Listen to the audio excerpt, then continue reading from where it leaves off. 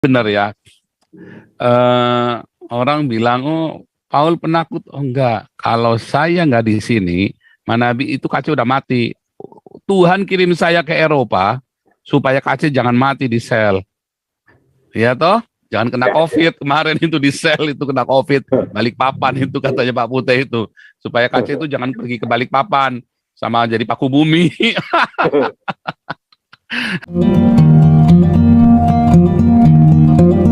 Ada aja lanjut Pak Pendeta Ya, ini Jimison. teknis adalah pelaporan yang terakhir ya. Jadi nggak ada lagi cara diaken Pak untuk ini. Jadi sudah bisa tancap gaspol.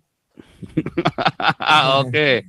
Tadi PGI Oke. gimana opini PGI tadi? Ya, siap-siap. Terima kasih. Jadi Bapak Ibu Saudara sekalian, ya memang PGI adalah suatu organisasi di mana Persekutuan Gereja-Gereja Indonesia banyak sekali sinode-sinode yang tergabung di dalam dia. Salah satunya adalah kepejabatan saya tergabung di dalam sinode daripada PGI, ya. Karena saya juga seorang hamba Tuhan yang juga ada terlibat di dalam sebuah organisasi di bawah sinode, ya. Perlu diketahui bahwa PGI itu sebenarnya adalah satu organisasi di mana setiap organisasi atau kelompok ataupun departemen pasti ada oknum-oknum yang memanfaatkan keadaan atau untuk kepentingan pribadinya. Yang notabene-nya sekarang yang menjadi masalah adalah ketua atau orang-orang petinggi-petinggi atau orang yang mengambil keputusan tertinggi. Ini makanya saya yakin di dalam PGI masih banyak orang-orang yang masih memiliki hati nurani murni untuk pelayanan yang tulus. Tetapi karena suara mereka kecil atau jumlah mereka, komunitas mereka kecil, maka terhimpitlah oleh kepentingan-kepentingan yang ada. Jadi PGI sesungguhnya memang tidak perlu dibubarkan, tetapi orang-orangnya yang perlu direformasi. Ini yang harus kita dukung bersama-sama bagaimana terjadi reformasi. Kalau mau terjadi reformasi, marilah kita belajar dari reformasi diri kita sendiri. Ketika kita juga memiliki satu kesempatan, saya juga seorang hamba Tuhan, ketika saya memiliki satu kesempatan untuk zona nyaman saya, disitulah saya harus pikul salib. Ya kan? Karena kalau Bapak Ibu sudah mengambil satu keputusan mengikuti Kristus, maka salib itu akan Bapak Ibu pikul sampai akhir hayat. Gak ada orang Kristen yang hidup nyaman. Ya, gak ada orang Kristen yang hidup nyaman. Yesus pun gak nyaman. Ya kan?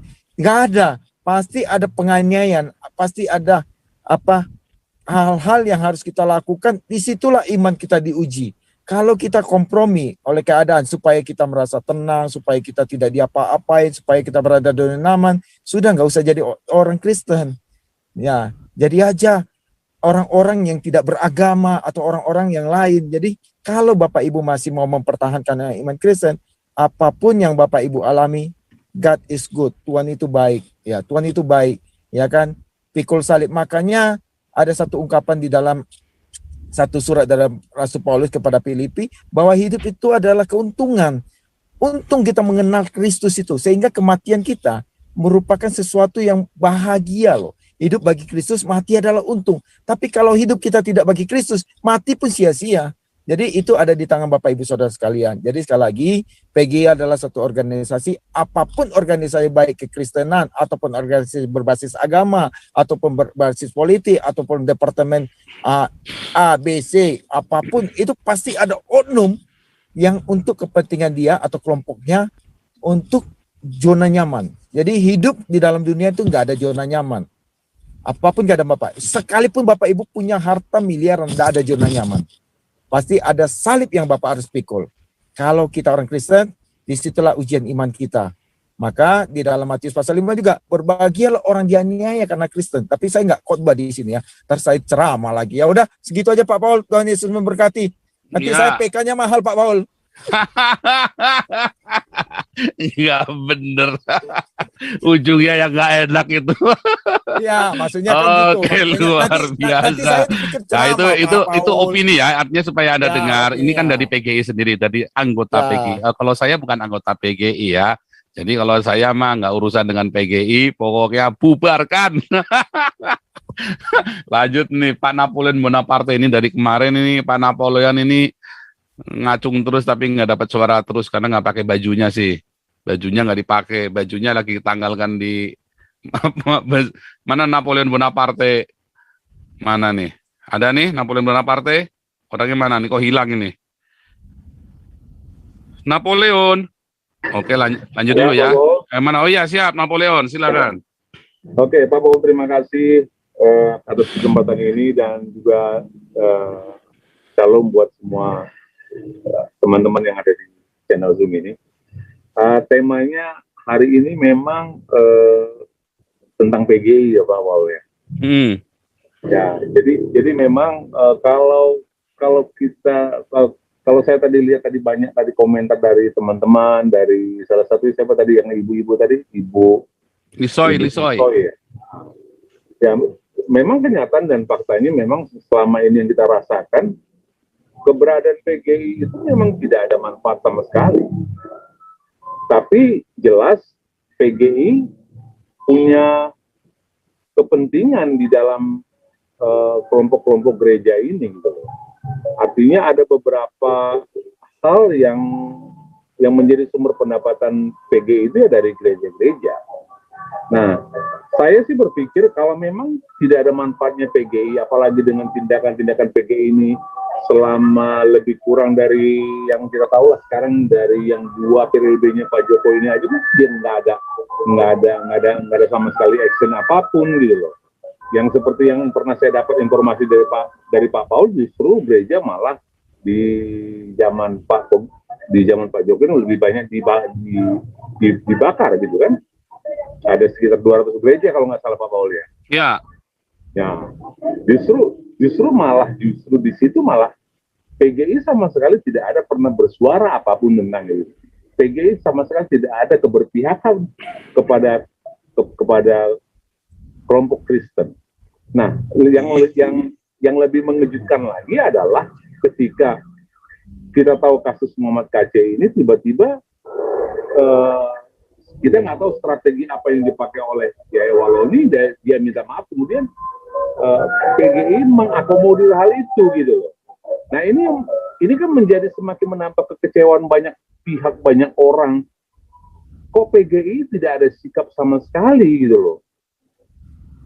Jadi menurut saya pribadi sih sebenarnya memang ya dengan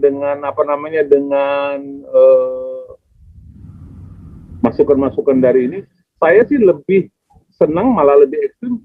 Bagaimana kalau misalnya ada siapapun yang bisa mengorganisir, kita lakukan demo aja, Pak. Kita lakukan demo di depan PGI, kita suarakan keberatan kita serukan agar PGI ini dibubarkan. Gitu loh, Pak.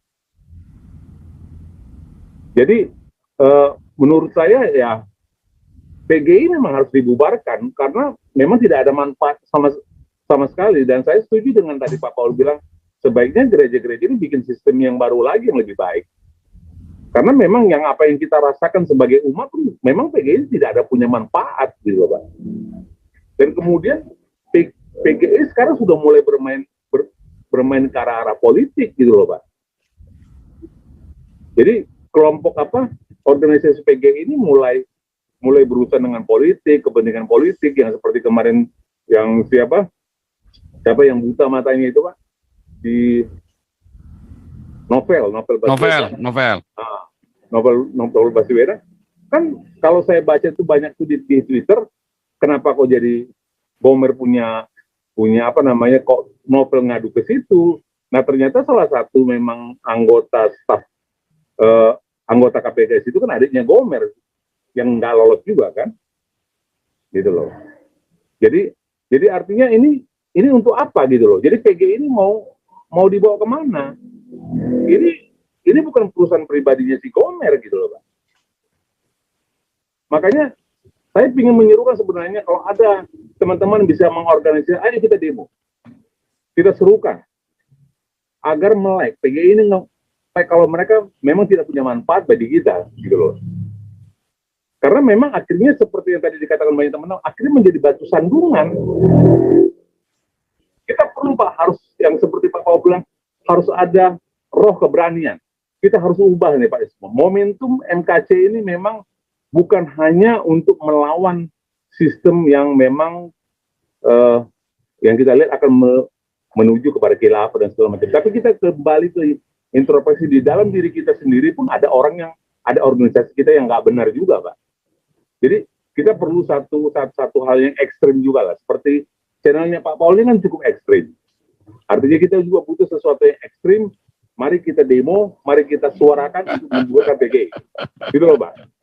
Betul. Jadi itu aja pendapat saya, Pak. Terima kasih waktunya.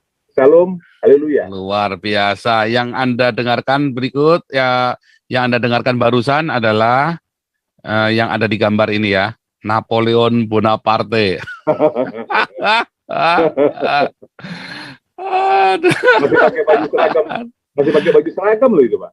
Aduh, ada aja. Iya, jadi gini ya, tadi benar ya. Orang bilang, oh Paul penakut. Oh enggak, kalau saya nggak di sini, Manabi itu Kace udah mati. Tuhan kirim saya ke Eropa supaya Kace jangan mati di sel. Ya toh? Jangan kena COVID. Kemarin itu di sel itu kena COVID. Balikpapan itu katanya Pak Putih itu. Supaya Kace itu jangan pergi ke Balikpapan. Sama jadi paku bumi.